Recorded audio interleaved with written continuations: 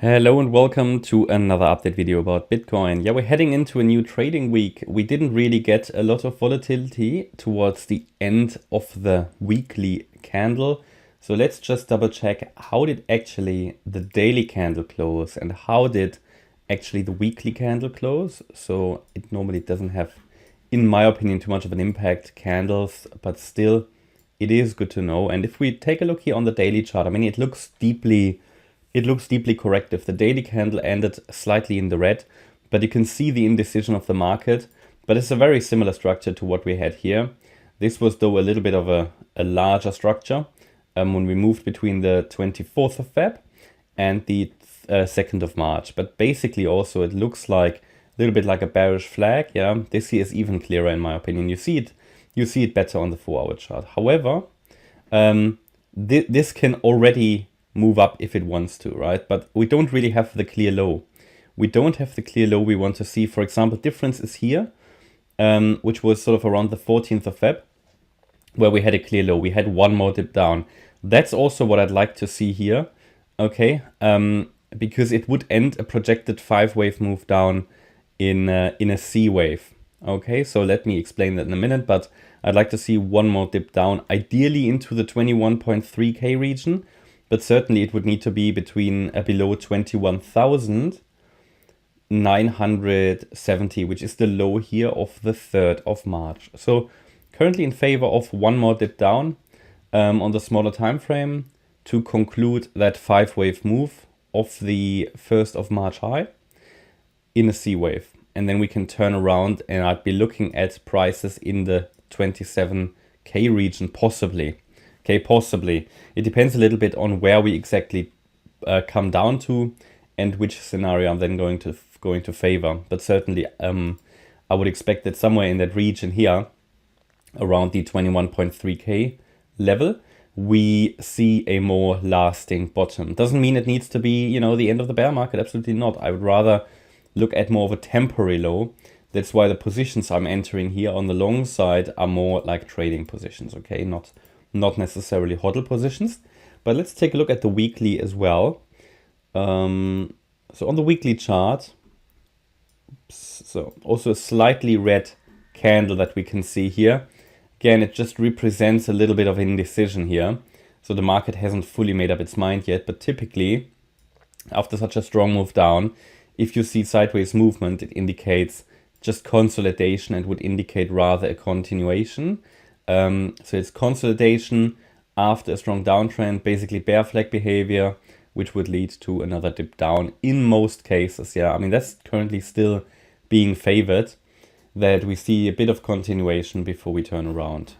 You see it actually it's a very, very tight range. I mean, it's one of the tightest ranges I've seen in a very long time, honestly. I mean, you think, just looking for an example, I mean, you think this was a tight range, yeah, and I did highlight at the time that this was one of the tightest ranges I've seen in a long time, but yeah, I mean, this is no, you know, there's no comparison. This is absolutely ridiculous. Depends on how much longer this goes for, but I hope not too much more, because you can see it's just dancing around the 23.6 FIB level here that we have on the chart. That's relevant for a 4th wave. So again, I'm talking about here this sort of ABC pattern to the downside. I've labeled it as ABC because, as you know, there are round about three scenarios I'm watching. In some scenarios, we're talking here about WXY pattern. Yeah, in some others about an ABC. It doesn't matter so much. But what I'm looking at here is a 5-wave move to the downside in an ideal case. Of this, and the C wave would have started off the 1st of March high.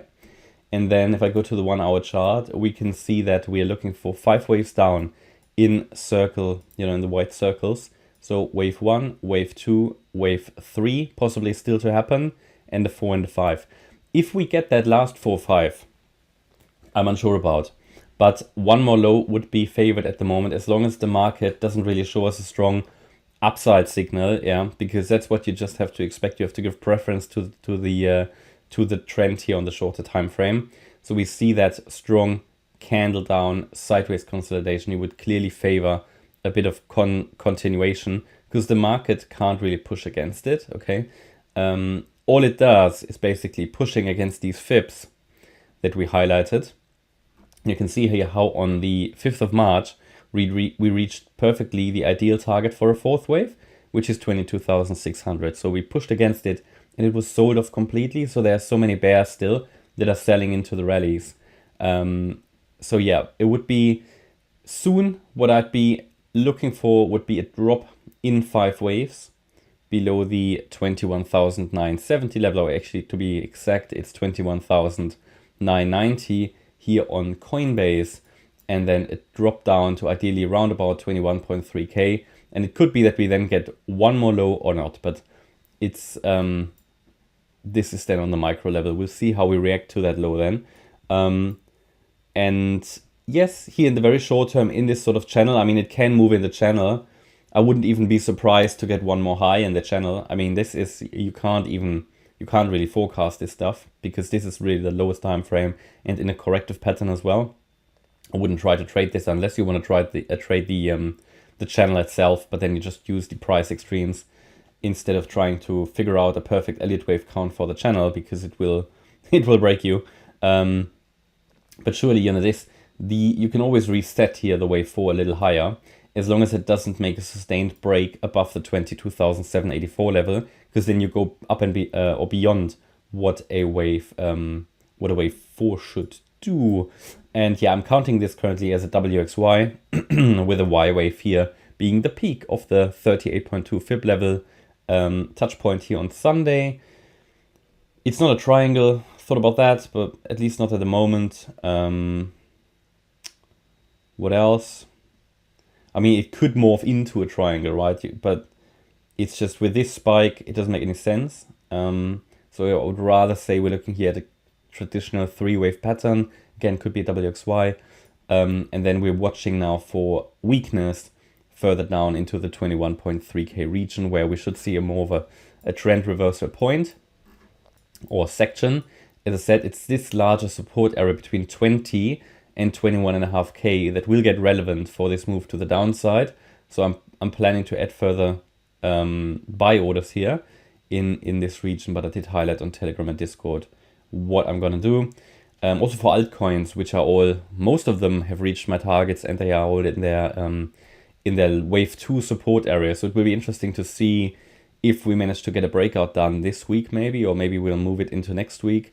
But yeah, it's going to be an interesting week. A lot of job data coming. Yeah.